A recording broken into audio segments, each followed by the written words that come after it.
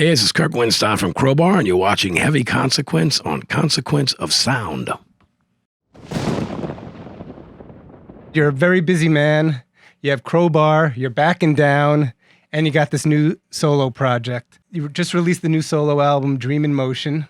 I wanted to start with that. Can you talk about your inspiration and your motivation, for recording this album, as well as the process itself? The inspiration was really just, I've been wanting to do this for a long time. The time I never really had a chance to do it.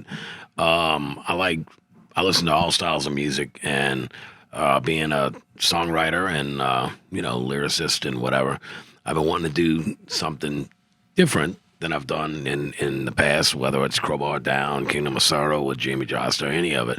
So for a long, long time, I wanted to do my own record, do a solo record. And the time was just right. It took a little over 2 years to complete the record.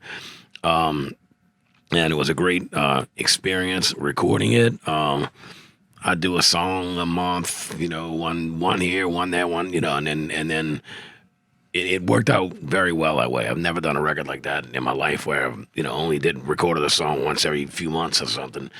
Final thing really came out great. So I'm real, very proud of stepping out on my own and doing something that I think really came out great.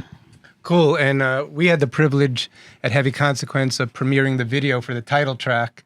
And I just wanted to hear a little bit more about that song in particular. Basically, the reason it is a title track and the reason the song is called Dream in Motion, it's really about me. It's about my life, where it was when it started, where it is today. Excuse me.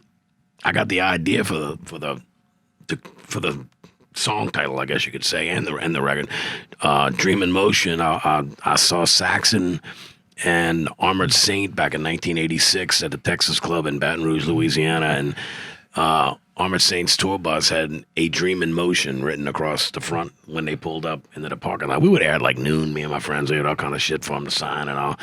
And they were really cool. One of my favorite bands, both of them, Saxon, But, so, it's really about me. It's about my life. It's about this kid that got turned on to rock and roll and heavy music when he was a teenager and said, fuck it, I'm doing this. And the dream being in motion is that as long as I'm on this earth, it's never going to stop. So, I think it's a kind of a cool title. Very good. And another song I really dug was the second track, Hollow Dying Man. Love to hear more about that one as well. Okay, thankfully that's not about me. It is like I tend to write just feelings, and I write down thoughts. I write in metaphors a lot. So a lot of the songs, a song like A Dream in Motion has a topic, it's a subject matter, so to speak. It's about something. A song like a Hollow Dying Man is not about anyone in particular. It's just about a hollow dying man. So for me, a lot of my lyrics, like I said, they're very spontaneous, and it's one of my favorite tracks on the record, no doubt.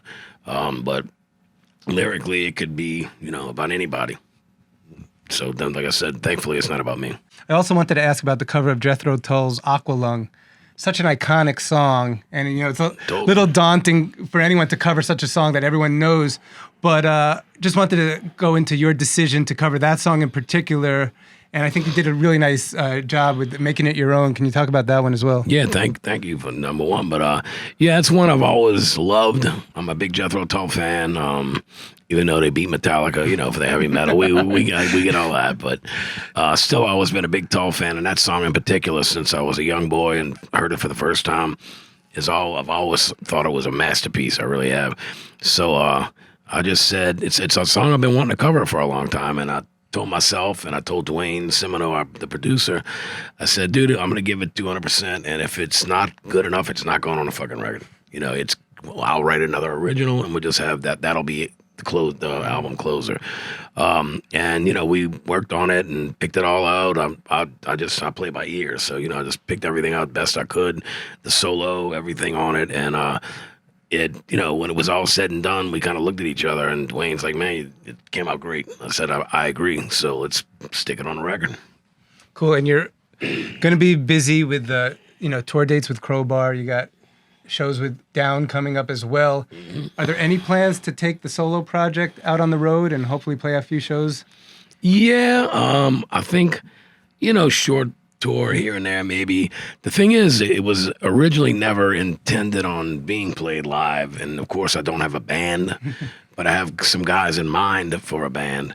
So I would like to probably do something in New Orleans first and just see how good or bad it comes out before I take it, across the United States or overseas or whatever. But I went from saying there's no way I want to do any shows at all solo to saying, you know what, I think I can pull off some stuff, maybe not the whole record, but, I could definitely support someone and do a 30-minute set or something, Cool. And Crowbar are going out on tour with Sepultura and Sacred Reich. That's a pretty awesome bill. Yeah, we can't wait, man. Yeah, can you talk about just touring with those bands and what fans can expect on that tour? Well, we've toured with both bands before. We toured with Sepultura for about 25 shows back in 2010 over in Europe.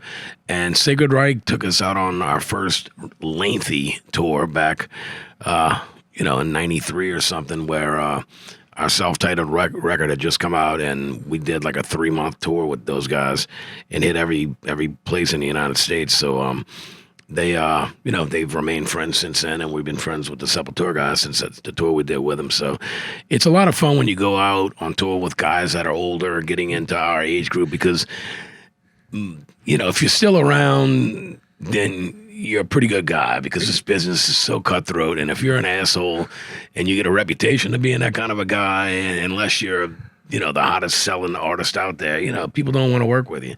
So, I mean, all of those guys in the band, in the bands, Sepultura and Sacred Reich, and any of the crew guys that we've ever worked with have been very cool over all the years. So, to be a bunch of old men making some good fucking metal.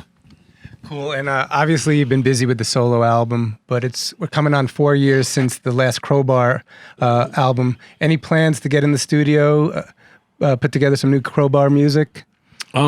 Actually, as we speak, our bass player is probably tracking songs 9 and 10 on bass, and the music will be all done.